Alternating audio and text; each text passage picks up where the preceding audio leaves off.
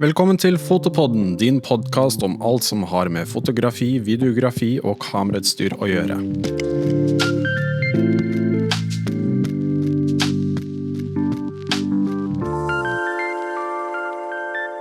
Today's guest has maybe one of the best offices in the world, the Norwegian nature. He is a professional wildlife and landscape photographer and a Sony ambassador. He also runs workshops and photo courses in nature and wildlife photography and has a great passion for guiding. Welcome, Floris. Yeah, thanks for having me. And you're originally from... the Netherlands. The Netherlands, exactly.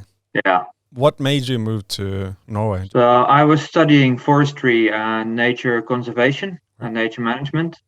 And I wanted to do a specialization on wildlife management, which was not possible in the Netherlands. And then we found this university here in Norway where it was possible to do like a 4-month specialization in wildlife management and Nordic forestry. So then I came here I should have been for 4 months, but completely fell in love with the nature and the surroundings here. And I kept coming back for my studies after doing this Erasmus project. I did my field work for my bachelor thesis, and then I started even my master's in ecology at the same university 2 years later in 2012. Also focused on wildlife management, and then I decided to permanently move here. Like what are the pros and cons of living in Norway, do you think? The pros, it's the amount of space you have here. You don't find that in many other countries, especially here in Europe. The amount of space and nature you find here, and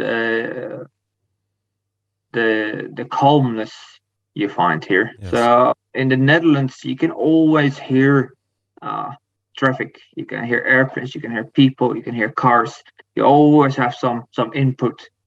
And here you can really still get away from that. And I noticed when I moved here that I became much calmer. I could concentrate much better. My grades while studying went up just because there was much less distraction for me. And I'm quite easily distracted normally. When there's a small sound, I directly registered. So in the Netherlands, it was for me more difficult to concentrate on the things what I was doing. And when I came here and I have less impulses around me, less input, I noticed that I could perform much better on the things I wanted to accomplish. You also became interested in photography at the same time, or was that before, or like how did those things combine? When I was 11, I got my first camera from my father, and I always had interest in nature. We were always out in the nature because my parents, they are both biologists. My grandfather is a biologist. My sister is a biologist. So the passion for nature is really embedded in my DNA. Already from a young age, I really wanted to capture what we saw when we were out in the nature. So that's why I started photographing already at a very young age. But my photography was never about getting good pictures. My photography was 100% based on my interest in nature. I just wanted to capture what I've seen. And I really didn't mind about if the picture was any good, about the composition. But that, of course, changed. So I kept photographing all my life, basically. And when I moved to Norway in 2010, in that period, I started to look at some images of professional photographers, which had a completely different approach, a much more creative approach. It was mainly Marcel van Oosten. He's a Dutch photographer who has a very, very graphic approach. And it opened my eyes that there is something different possible with nature photography than just capturing what you have seen. And that really motivated me to start looking at photography differently and try to become a bit more creative, a bit more graphic maybe also. And so from that moment, from 2010, my photography started to take a completely different turn and developed in a completely different direction. And while studying here, I was of course photographing the wildlife and nature which we find around the university where I was studying, and some Dutch photographers they contacted me and asked if they could maybe come to Norway and photograph the black grouse with me and also the muskox. Mm. And I said, yeah, why not? Yeah, of course, you're welcome. I thought it was nice. And they came with me and they took their pictures and they put their pictures online. And then other people saw their pictures and asked, hey, where did you take those pictures? I said, just contact Floris. He will take you. So during my studies, I started to get more requests from foreign photographers who wanted to come to Norway to photograph the Norwegian wildlife. And so that started running slowly. And in the last year of my master's, I thought, maybe I can make a business out of this. And I looked a bit around if there were other people offering workshops and photo tours, and saw that actually people are earning money with this. Yeah. And then I thought, well, I can try this as well. And I set up my own company in the last year of my studies. And when I was done with my master's, I could start working full time for my own company, Photo Tours Norway. And I've been doing that now for, 7 years now. Yeah, 7 years full time working with photo tours and workshops. That's really cool. And as we said in the intro, your office is the nature. Yes. It's just yes. outside all the time. Exactly. Now with COVID, it has been difficult because normally I do a lot of tours, a lot of workshops, so I'm out a lot. But that means that often I don't have that much time for my own projects. Yeah. Because I'm out so much already, and I also have to do some work behind the computer, setting the tours and everything. So those tours, they've fallen away for 1.5 years. It was nothing. And then I actually spent the last 1.5 year a lot inside and improving the website, making a new website, finding new customers, and getting new contacts and expanding the company. So actually, photographically, the last 1.5 year has been less productive than what it normally was. But are things picking back up again now? Yeah, definitely. Now that Norway's opened the borders for people who are fully vaccinated. Yeah. Next 2 years, almost everything is sold out. All the tours are fully booked, and I started to add tours from other photographers now to the agenda because my agenda is completely full. So now I'm trying to expand the tours I'm offering with my company. Cool. Yeah. So I'm curious how that will play out. Next year will be the first year where I have tours from other photographers, and let's see how that will work. Interesting.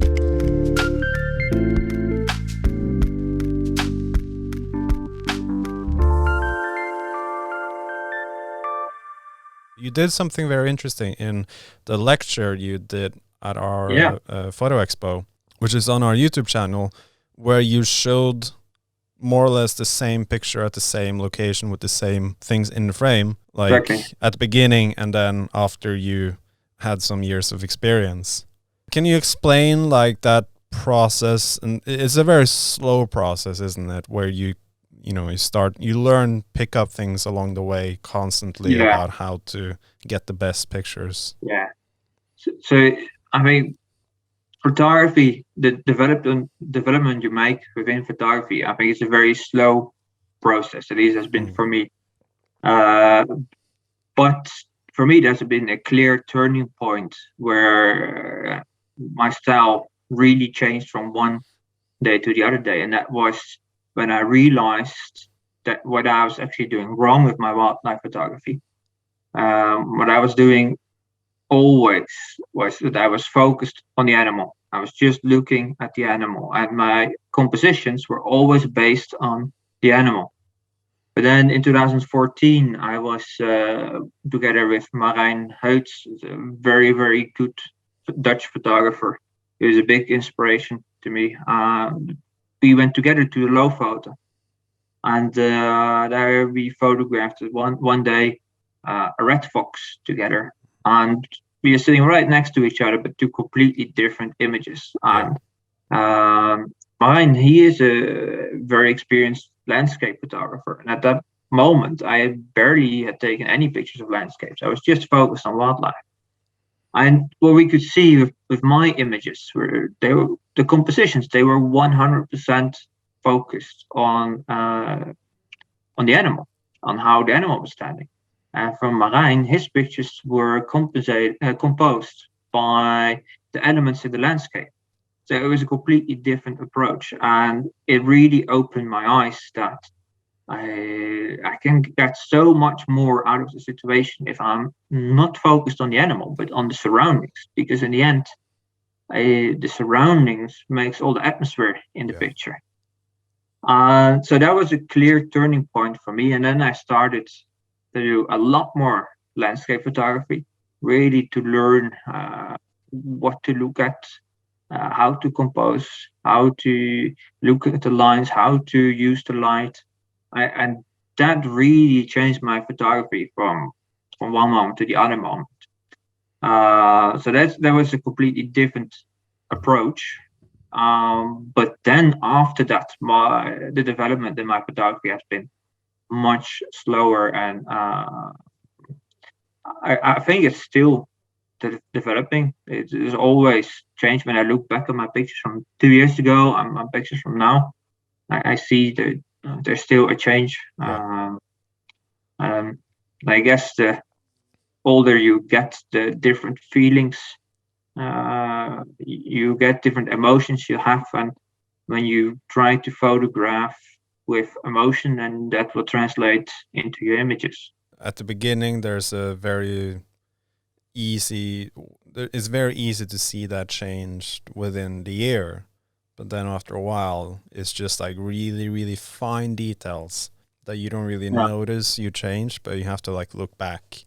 It helps a lot, I think, to look back at your work and then to see that progress that you do. But talk more about your style. I've seen some of your pictures, and you also talk about using backlighting a lot, and also like underexposed, like playing with the exposure a lot as well. I like to keep my images as calm as possible, so not much disturbance. So I try to eliminate subjects or objects in the picture which don't need to be there. And I don't mean with that I go in Photoshop and remove them, but when I'm out in the fields, I try to compose and also expose my pictures in the way that they are calm. And using backlight really helps. You can completely underexpose 4 or 5 stops, and only get the rim light around the animal, and otherwise a completely black image, taking away all the disturbance from the surroundings. That is something I'm often looking for. I think it's easy to capture emotion in pictures like that, and you can really put the viewer's eye on the spot where you want it to be. And that becomes much easier when there's no disturbance in the picture. But so that's one way to work with backlight, that's to completely underexpose. But you can also more expose around 0, not under or overexpose, and getting the right angle so you get a flare from the sun. This flare has also a lot of atmosphere in a picture if you do it right. It's a bit more tricky. You really need to have the right angle to the light, and the sun really needs to be low enough to be able to do it. But this flare can often also obscure objects or a background which might be disturbing otherwise. Mm. And yeah, as I said, it creates so much atmosphere. And you have to do that I guess when you're taking wildlife photography, you can't ask the animals to sort of like No, move or like just move a bit to the left or whatever to get no, like the exactly. perfect light. Yeah, you really have to plan it. With some species, like with the muskox, the good thing is they are not shy, so I can move around to get the light exactly where I want it.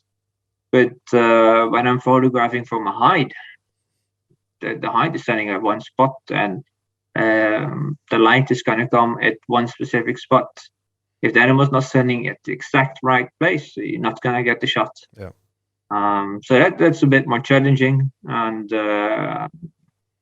you probably will need a couple extra days to get the shot you have in your mind. Yeah. Especially if, for example, the capercaillie, they use rather big area, and you never know where they're going to show up. It's never the same twice, and yeah, I have some images which I have in my mind, which I've tried to get for maybe 7 years now. And it's never happened that the bird was standing at the right spot at the right time. I seen the image, so I seen the bird stand at the right spot, but not with the right light. Yeah. And I seen the right light, but not with the bird standing at the right spot. So but one day it will happen. One day it will happen. But I think it's good to have like those goals to strive towards, though, isn't it? Because once you've gotten that, you know, like you say, like the perfect image that doesn't really exist, you know, the you feel kind of done, but you always want that one picture to chase after. Yeah. But it requires a lot of patience as well, I guess. Yeah. And dealing with frustration, I would say, because I could have had that image which I have in my mind of the capercaillie, because once I saw the possibility, I put a height at that spot, knowing that there was a good possibility to get good backlight in the early morning, and also if it's cold enough to get like the condensation of the breath of the capercaillie against the light. And the first morning where I knew what I was after, I was sitting there, and the light was slowly coming, but the bird was maybe 30-40 meters to the left of me. Right. And I was just waiting for it to go up to the hill, and up the hill where I would get the perfect shot. And he just stayed on the left, and he stayed on the left. And then the sun came, and the bird was standing in the light, but I could not photograph it from that hole my camera was sticking out. And then I thought, okay, it's never going to go on this hill. So I took the camera in, and just when I was about to stick it out from the hole on the other side, the capercaillie ran to the top of the hill, and was maybe for 20 seconds right in front of the height. And I tried to get my lens out, but the lens hood got stuck in the netting of my hide. Oh. And and the bird was standing for 20 seconds at exactly right spot.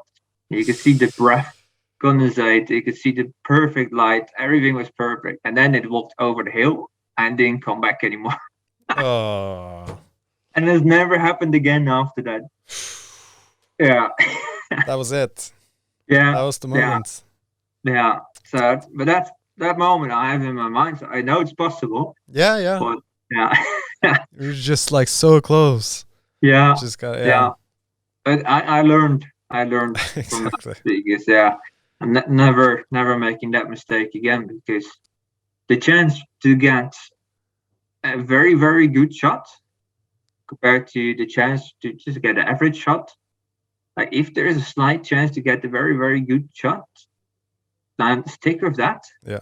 Because you will get many chances to get like the average shot again, but the chance to get the very, very good shot you might never get again. So I learned the hard way. Yeah. I can imagine that frustration, especially when it's sort of like you never know the moment when to pack up your gear and sort of like go home as well. Yeah, that's difficult going home. Because like sometimes, like, you know, maybe if just 5 more minutes and maybe something will appear that's going to be amazing. Maybe. Yeah. It's good that it gets dark at night. Otherwise, I will be out the whole day. Exactly. It's the challenge here in the summer. If it doesn't get dark, or you just get maybe 2-3 hours where it's just slightly too dark to photograph, Yeah. you can just be out the whole day, and it can be quite tiring. Yeah, because you don't want to miss any moments. You feel. No, exactly. Yeah, I know the feeling.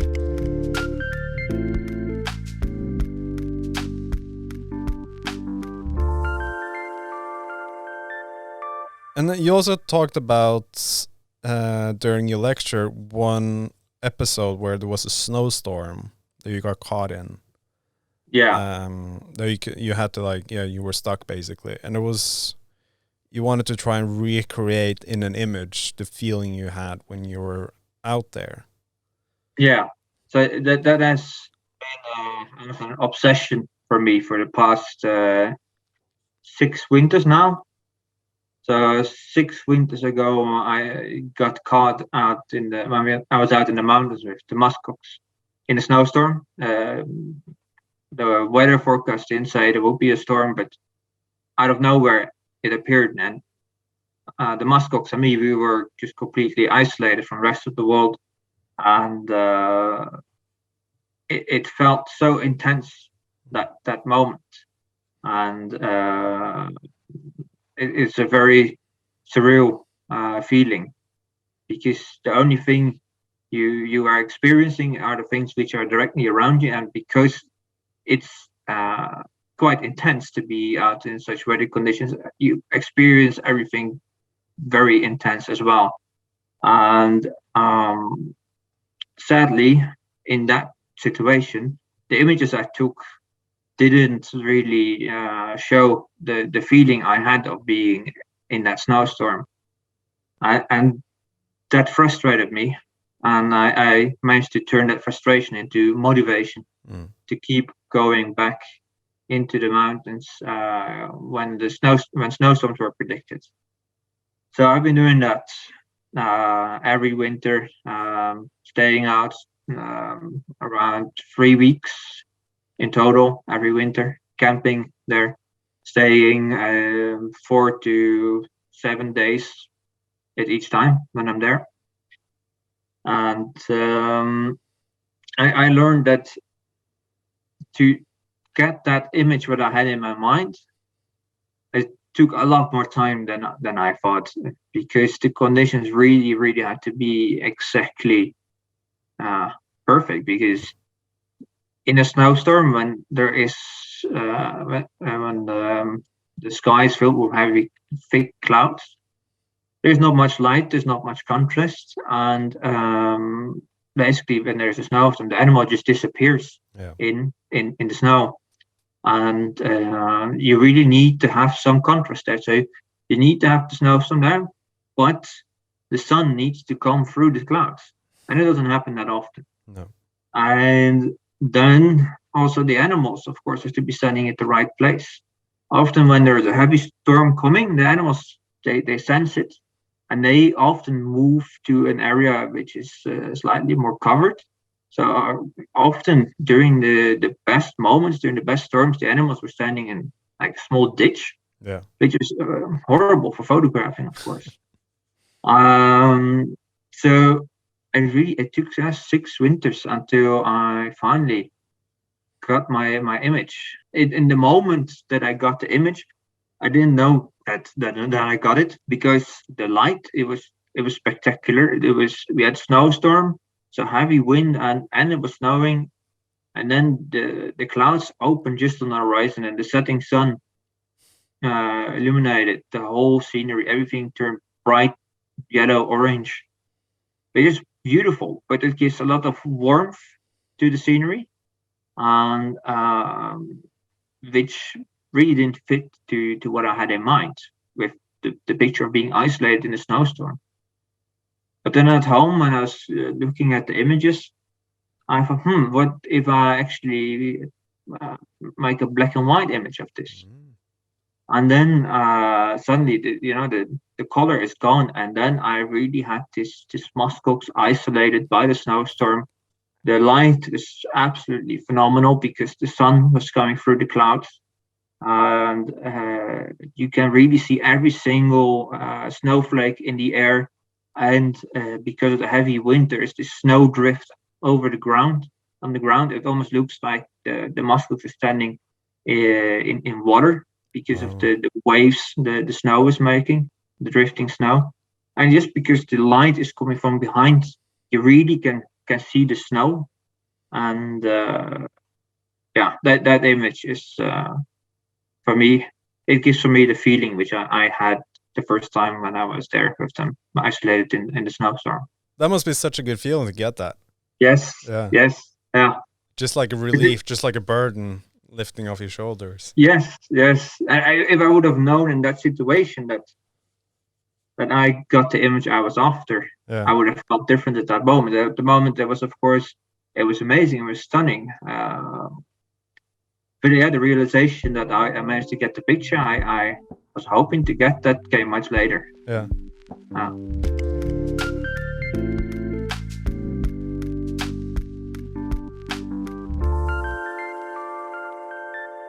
Let's talk a little about your workshops and courses that you do.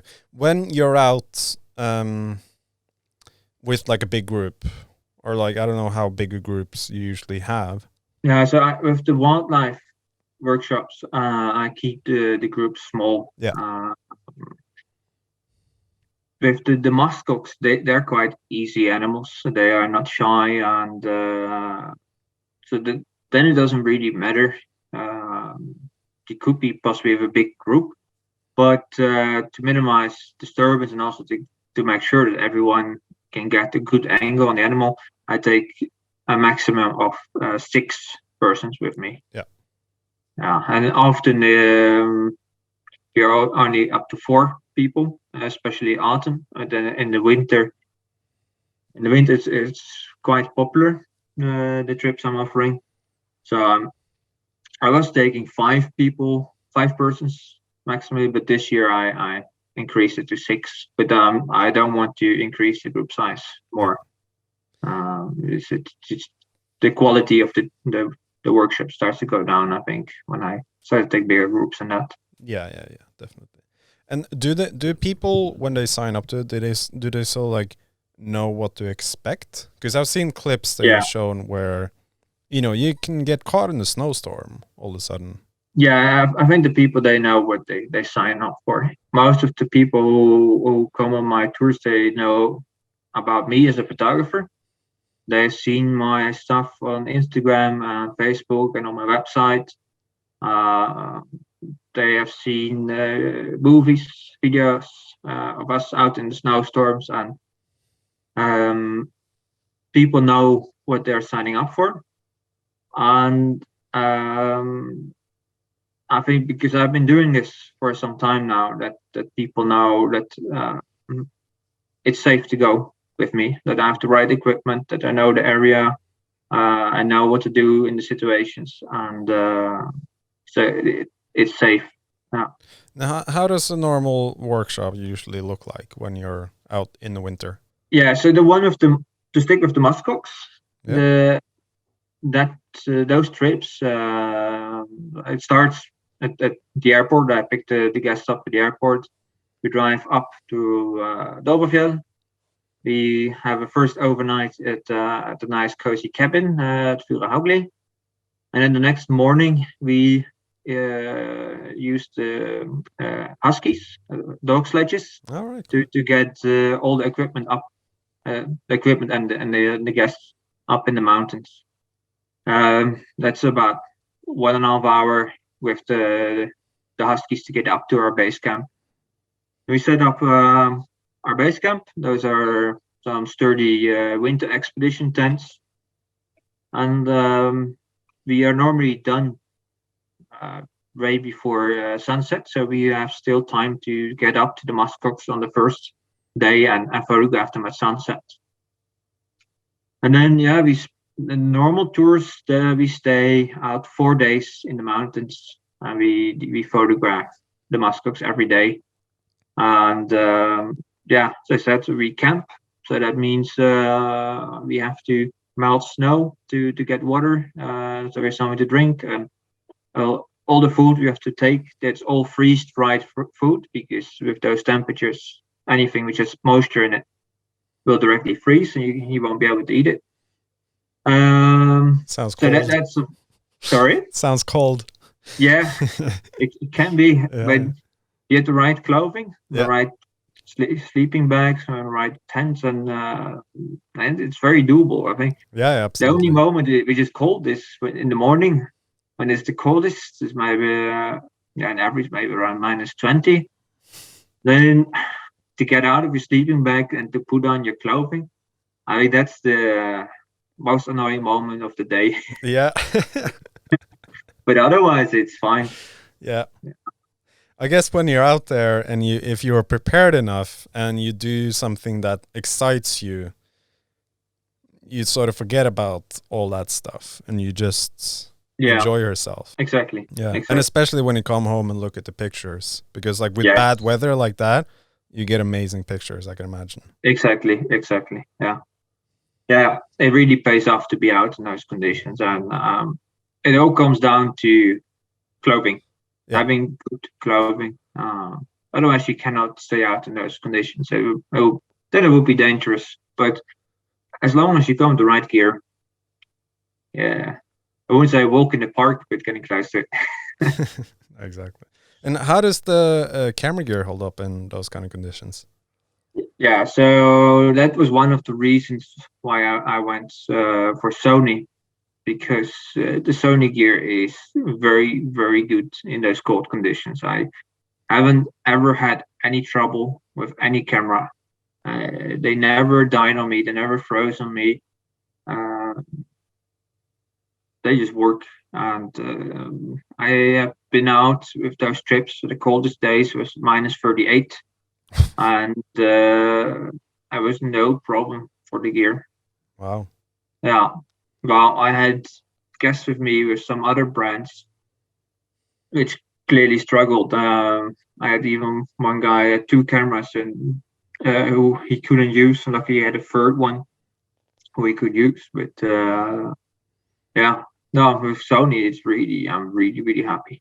And I guess you have like, a couple of tricks to keep the batteries warm and stuff like that. So I think one of the biggest misbeliefs is that when a battery gets cold, that it dies, so that the power just disappears. If you would warm that battery up, it will be still full. It's just because of the cold, the electronic current doesn't want to flow as fast, or is not as motivated to flow from one side to the other side. So what I do, I bring, of course, plenty of batteries. I keep them just in my backpack. I don't keep them warm, except for one extra battery which I have under my jacket. And when the camera battery dies, I take out that battery, I put that under my jacket, and take the one which was under my jacket and put it in the camera, and then I'm good to go.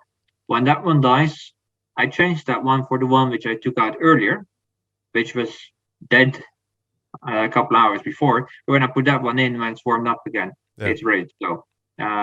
So in that way, I can really maximize the usage of my batteries. That's a good trick. Yeah, that's a really good trick. And do you bring several camera houses, or do you swap lenses? Yeah. So I normally bring at least 3 camera houses with me when I'm out. Right, One, I have a Sony A1 with a 400mm 2.8 on it. Then I have a Sony A9 Mark II, on which I have either the 100 to 400mm or the 200 to 600. And then I have either another A9 or I have an A7R3 with me, and with a wide angle lens, mainly the 16 to 35. And the reason that I have so many cameras with me is because I don't want to be changing lenses when I'm out in those conditions. Yeah. When it's snowy, when the wind is blowing, you don't want to take your lens off the camera. So I want my camera to be ready to shoot with the lens I need for the moment. And so that's why I have for each lens a different camera. That's a good tip, I think, especially with mirrorless cameras. Yeah. Swapping lenses in those conditions is normally not a good idea. No, but now with the new firmware, the camera put the shutter curtain down when you turn it off. Yeah. So that helps to keep stuff out, but still, even if it doesn't end up on your sensor, you don't want any snow inside your camera. Definitely not. Idea. Definitely not. It's weather sealed on the outside, not on the inside. Yeah, exactly. No weather sealing on the inside. No.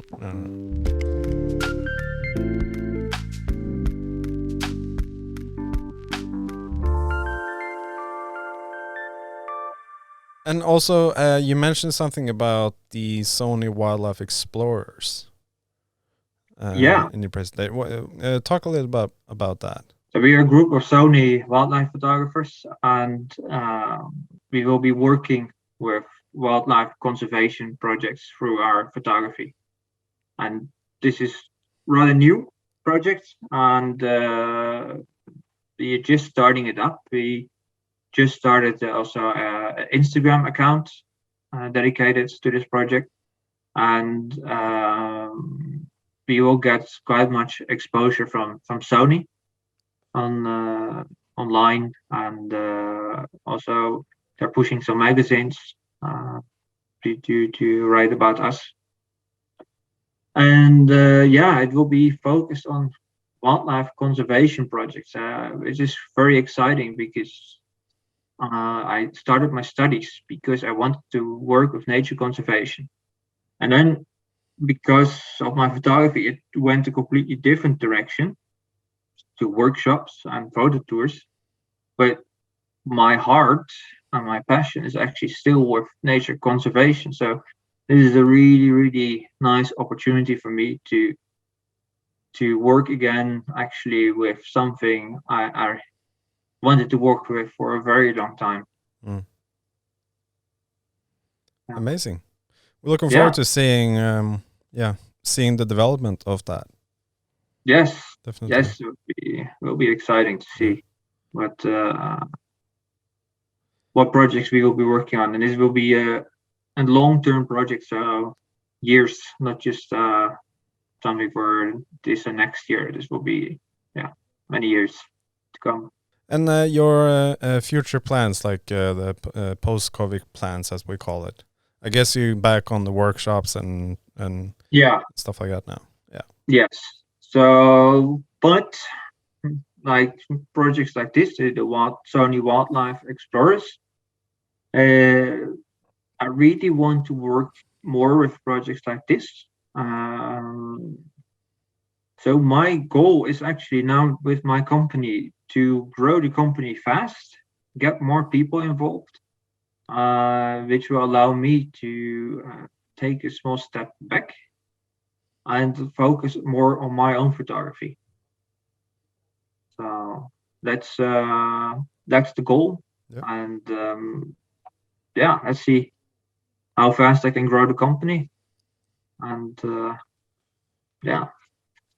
things are looking good. Most things are sold out. So now hopefully that will also work out for the tours I'm offering from other photographers. And then, let's see what the future will bring. Well, we wish you the best of luck. And, thank you. Thank you so much for being with us today. And we'll hopefully we'll make sure you come back to Oslo at some point and do another lecture. Yes. We were already talking about it, I think. Amy and me, I think. Cool. Yeah. Mm-hmm. Well, I think it'll be March or April or something. Yeah. We're doing another expo around then. Ah. Yeah. Nice. Yeah. Good, man. Yeah, thanks for having me. Yeah, thank you for joining us. And make sure to follow Floris on Instagram and check out his website. And if you guys want to go to one of his workshops, do book him quickly because they sell out a lot quicker. Thanks again for joining. See you guys next week. Thanks for having me. Bye-bye.